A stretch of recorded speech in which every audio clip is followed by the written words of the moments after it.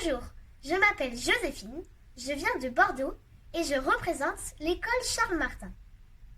Je vais vous lire un extrait du livre La fracture du myocarde de Jack Feinstein. C'est l'histoire d'un garçon qui se nomme Martin. Un soir, ses amis viennent lui rendre visite car Martin est absent depuis plusieurs jours de l'école. Martin a un lourd secret et vous allez découvrir lequel. Quelques instants plus tard, Martin leur a ouvert la porte. Il se glisse à l'intérieur en silence. Martin les guide vers la chambre de sa mère. Il en trouve la porte, puis la referme brusquement. Il hésite encore une fois à parler. Appuyé contre le mur, il regarde ses amis, qui n'osent plus rien dire, sentant bien qu'il se passe quelque chose de grave.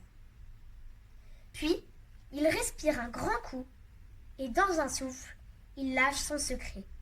« Je crois qu'elle est morte. » Martin entend leur réaction. Un long silence.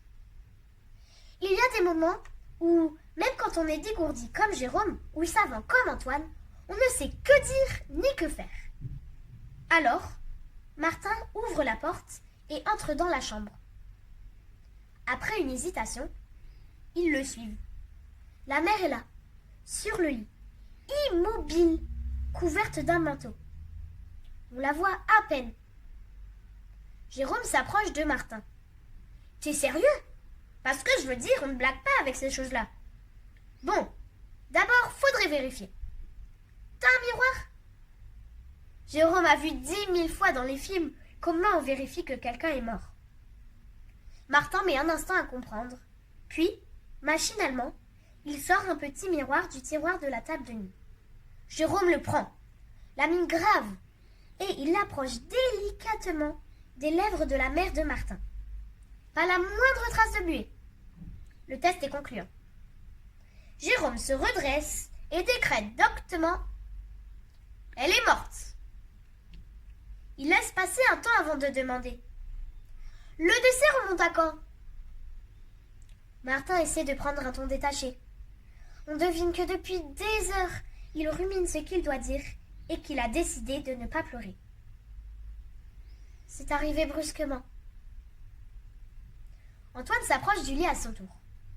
Il se penche, puis il se relève et annonce, avec la gravité et le sérieux qui conviennent au fils d'un docteur. C'est une fracture du myocarde. T'es sûr ? Évidemment. Et c'est vachement grave comme truc. Moi, là, j'appelle un docteur. Même mon père s'il le faut. Un docteur pour une morte ? Jérôme et Antoine vont sans doute se disputer, et cette perspective ne plaît pas à Martin, qui préfère les faire sortir de la chambre. La porte refermée, Martin se met à raconter.